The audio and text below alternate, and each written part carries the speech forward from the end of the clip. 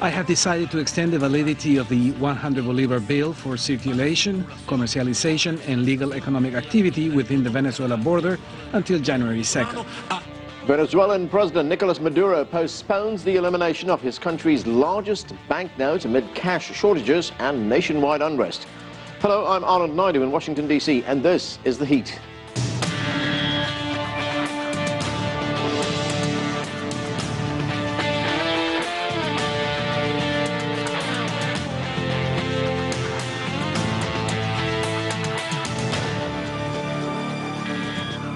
The sudden change of policy from Venezuelan President Nicolas Maduro follows days of economic chaos. At least 3 people were killed and more than 300 were arrested in protests and looting following the government's elimination of its largest currency bill. The surprise removal of the 100 Bolivar note left many Venezuelans unable to pay for basic goods in a country already suffering from scarcities of food and the world's highest inflation rate. Maduro said the currency measure was needed to stop mafias that hoard bolivars and smugglers on the border with Colombia. He also closed border crossings with Colombia, but has since agreed to reopen them, at least to foot traffic for now. The delay of the currency switch out will also allow the government to get new, higher denomination Bolivar notes into circulation. Maduro blamed US President Barack Obama for orchestrating the chaos in his country. El coletazo de Obama, lo llamo yo. Obama's coup, I call it. Obama's coup. A coup to create chaos, violence, division. Obama's revenge, I call it. Barack Hussein Obama's lamentable revenge coup against the people of Venezuela, with all his networks of infiltrators, mercenaries, stateless parties of the ultra-right, of the Democratic Unity Opposition Coalition. Apátridas de la ultraderecha, de la MUP. Joining us now from Ottawa in Canada is Antonio Garcia. He's the Executive Director of the Canadian Latin American and Caribbean Policy Centre. Here with us in the studio is Eric Farnsworth. He's the Vice President of the Americas Society and the Council of the Americas. From Mexico City, we're joined by George Chicarello Mar. He's an Associate Professor of Politics and Global Studies at Drexel University.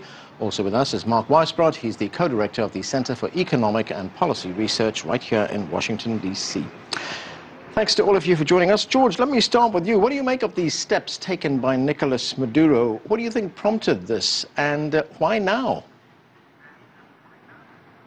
Well, it was very clearly prompted by a very sharp increase in the black market currency exchange rate for the dollar just over the last few weeks. You know, it's been very high. It's been increasing dramatically over the past couple of years already. But what you saw in the last few weeks was a very sharp increase, which seems to suggest that the government chose now to act as a way of cutting off at the knees this, what it calls this mafia influence across the border and the effect of currency speculation. Antonio, if we look at the response, as we've been reporting, there have been protests, there have been violence, there have been long lines, there's been looting. Is there any evidence to show that this was a well-thought-out plan that was also well executed when we look at the problems that the country is facing right now? Well, I don't Not totally necessarily. agree with your perception that there was chaos, that the measure caused chaos and anarchy all around the country. I think it was the measure that was needed, and people actually are glad that the government has acted against these mafias that were working in the Colombian-Venezuelan border. And as the previous panelist says, the dollar was climbing from 1,000 the dollar in the black market, was climbing from 1,000 bolivars to almost 5,000, and the measure just caused a significant drop from 5,000 to 2,500. So I think there's some uncertainty. Of course, the monetary policies are not are taken, as you call it, as a surprise. But the Venezuelan people are aware of the situation, and they're going to follow through. Eric, more than 6 billion 100 Bolivar notes in circulation. That's half of the country's currency, which is now going to be withdrawn. It's a major task. What do you make of the way it's being done? Well, I don't think they planned it quite this way, in other words, to do it quite this way. It's tough on your economy if you withdraw your money and don't replace it with anything. Then the people don't have any money to try to spend on items that in this case don't exist anyway, but the ability to actually have cash was something that I think was really disturbing in a lot of Venezuelans, and why you saw so many protest lines over the course of the weekend. Mark, was this a miscalculation at this time by the president? Well, I think they should have had the other money in place before they withdrew the 100 Bolivar notes from circulation. The president says that there were planes taking it there and that those were turned back. And he has made a big thing out of the United States intervention there. And we don't know how much of this is true, but we do know that the United States, and I think this is not reported very much, but it is known to everyone, the United States is trying to get rid of this government. There are sanctions against the government of Venezuela. In March, President Obama announced that, again, for the second time, that Venezuela was an unusual and extraordinary threat to the national security of the United States, which is, of course, ridiculous, but it's something that destabilizes the country and, encourages people who want to topple the government. We know what happens to countries that are declared that. And also, they've been trying to get rid of them for 14 years, and now they have right-wing allies in Brazil and Argentina, in Peru, who are actually helping them, something they didn't have for, most of the last 15 years. This is new. So I think that kind of stuff, it tends to be dismissed because it isn't the major cause of Venezuela's economic problems, but it's part of what's going on, and it shouldn't be dismissed automatically. George, what do you think? Should some of the blame for this be laid at the door of the United States? Oh, most definitely. There are multiple causes for the current crisis, one of which is clearly miscalculations by the Venezuelan government. It was clear that there needed to be some adjustment to the currency regime as early as 2012, 2013. And yet you can't rule out the intervention of the United States, which has been open and overt in supporting this right-wing opposition, which has been equally open and overt in its goal of toppling this government. Every time the Venezuelan opposition gets close to power, they kind of overplay their hand, as I think they've done with the December 2015 assembly elections, and stating very clearly that their goal is to remove the government, whereas many people that voted for that opposition simply were trying to punish it for poor economic performance. And so there's a multiplicity of factors that are intersecting in a very, very difficult situation right here. But as one of the previous panelists mentioned, the immediate effect of this policy shift was to cut in half the black market rate for the US dollar, which was the goal of it. It's unfortunately only going to be a one-time impact, and the government needs to follow up with more dramatic measures to stabilize the macroeconomic situation in the months to come. Antonio, here's something that might need a bit of explanation. So the government decides to withdraw the 100 Bolivar note and is replacing it with a 500 Bolivar note. What's to stop the mafia, as the president calls them, or currency smugglers or currency hoarders, from doing exactly what they did with the 100 Bolivar note with the 500 Bolivar note? Yeah, exactly. I think the measure was needed. I mean, there's been calculations that almost 80% of the 100 bolivars in cash was already in Colombia when the measure was taken. And as I said, the dollar dropped from almost 5,000 to 2,500.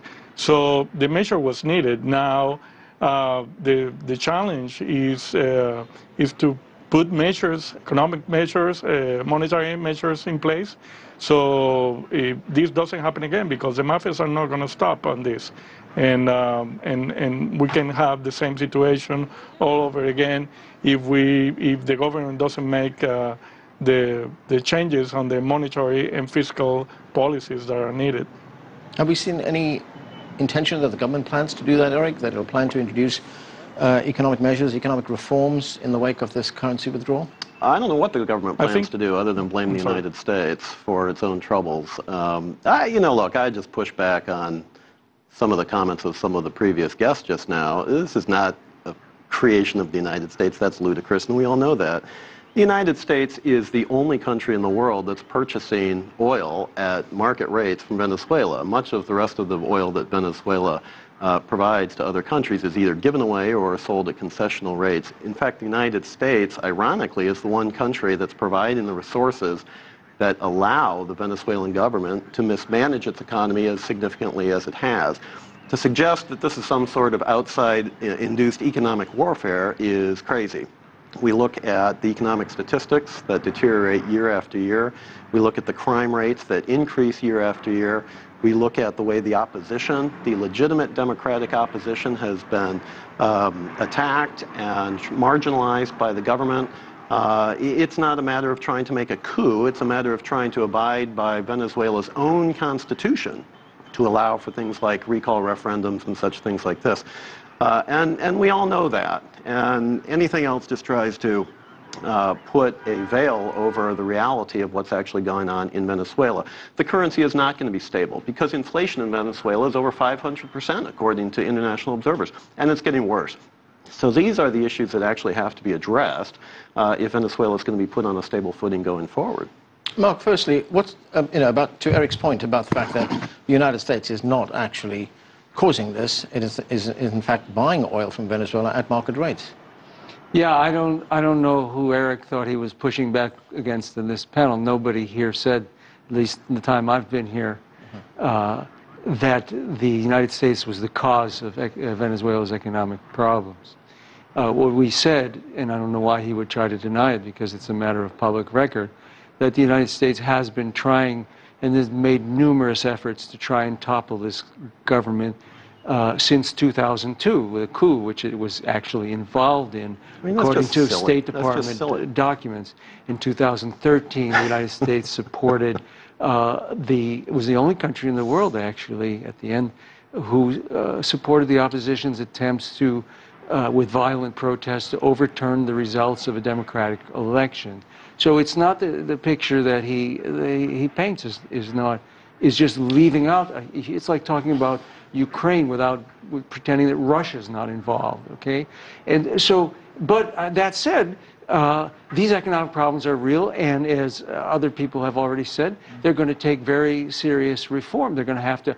Personally, I think they're going to need to unify the exchange rate. That's a huge part of the problem, because you have this black market rate and this inflation depreciation spiral. And so they're going to have to do that. They're going to have to decontrol more prices in order to get rid of shortages. I mean, they need very serious economic reforms to get out of this. Eric, let me give you a chance to respond very quickly to that.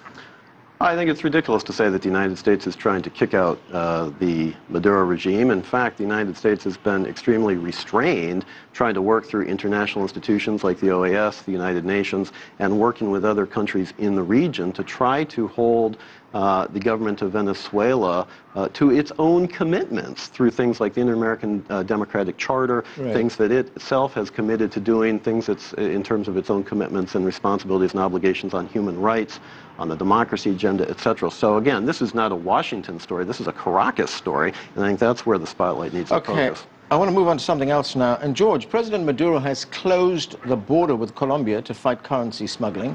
Then he reopened the border. That was a policy reversal on his part. Why did he close it in the first place?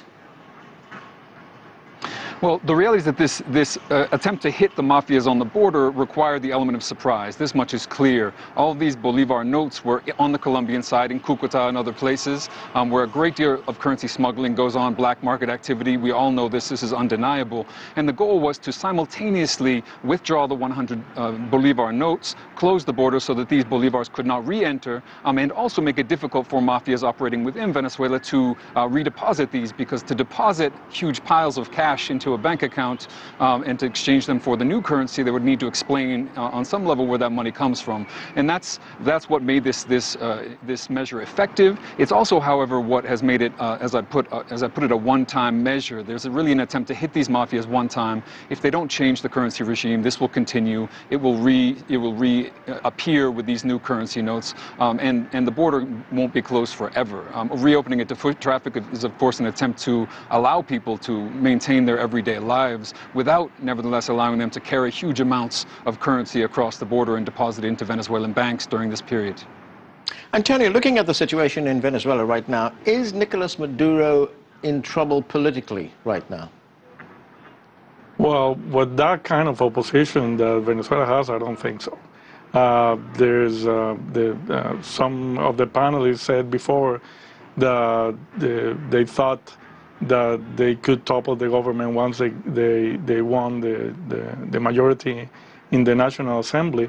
And they made a promise back then that Maduro was going to be out of the presidency in 6 months. They had a lot of discussion and problems within the opposition. There's ideological conflict between the extreme right and the most moderate people from the opposition. And then also it's a dispute for power and control within the opposition. Before we have Capriles, who lost twice the presidential elections, and Leopoldo Lopez from the extreme right, who wanted to be the candidate for the opposition. And now they have a third candidate, which is Ramos Ayub from Acción Democrática. And this is a dispute for power within the opposition. And now the disputes within the opposition are wide open, are public. And I think Maduro was already making reforms gradually, for some very, very slow, but he was making success of some of his policies until the dollar in the black market jumped from 1,000 to 5,000. And that is a demonstration that is indeed an economic warfare against the government. Okay, we are going to have to take a break right now. More of our conversation about Venezuela's economy when we come back. Stay with us. You're watching The Heat.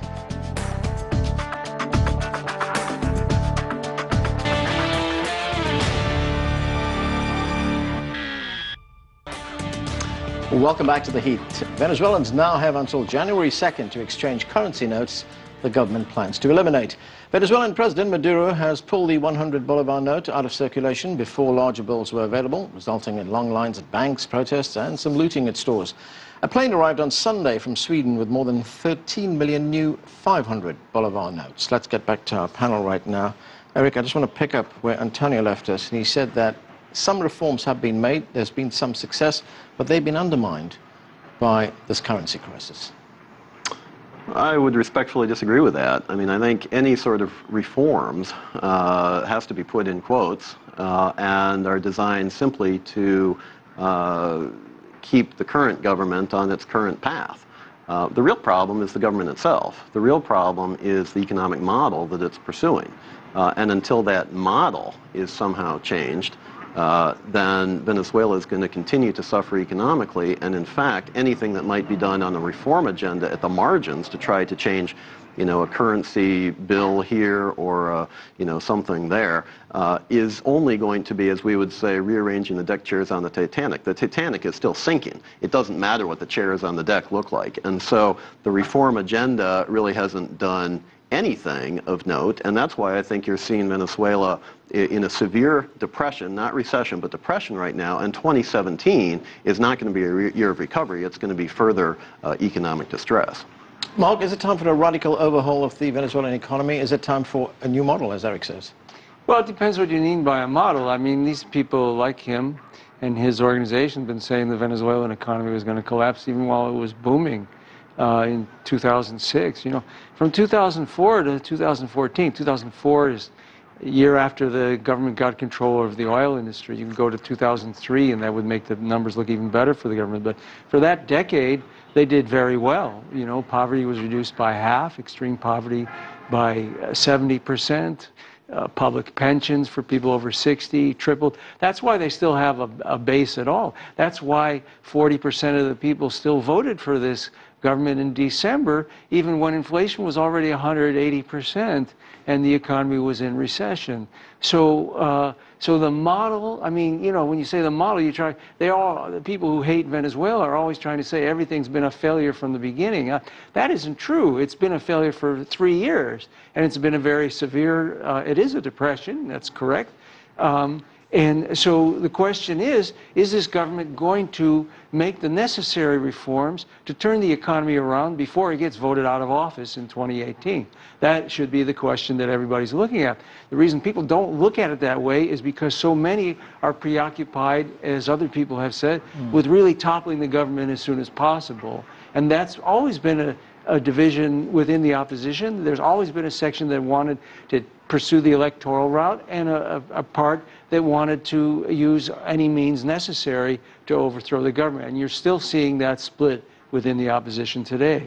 I mean, we might be in a post-truth society right now, but to suggest that we hate Venezuela is just not even, it's just ridiculous. Just the government, okay. But having said that, let me just give you one statistic. Mark is great at throwing out statistics which paint a picture which is completely contrary to what the real picture is. Let me just give you one statistic. Poverty today in Venezuela is higher than when Hugo Chavez took office in 1999. That's all you need to know. And to suggest that, everything was, we had higher poverty, lower poverty. You don't have any statistics. The fact of the matter is we can't give just random statistics towards some storyline that frankly isn't reality. Okay, Antonio, you want to say something? Yeah, that's totally untrue. I mean, whoever goes to Venezuela now will see huge difference from what Venezuela was 20 years ago, 80% of poverty. Today's problems are different from what it was back then. I mean, I remember news articles talking about people buying dog food and babies having to drink the water from the rice and the pasta cooking. So it's totally untrue. Another thing I would like to mention is that, of course, the social improvements, one of the problems that the Maduro government has is that, or one of the dilemmas, I would say, is how to implement economic reform without affecting the social well-being of the Venezuelan people. Everybody knows that following IMF-like policies will have a huge impact socially.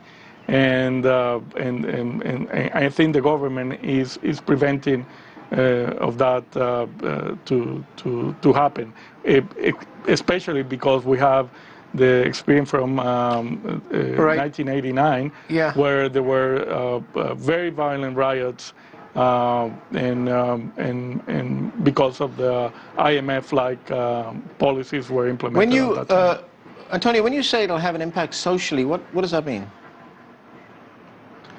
Well, that as I said before, that people will have something to eat. I mean, the crisis right now is especially affected the middle class. The very poor are still very much covered by the social policies of the government, and the middle upper and upper class in Venezuela still live in very good conditions. You have to go to see the restaurants at the east part of the city where the upper middle class, most of the upper middle class lives, and they are totally full every day, and you can find anything you want.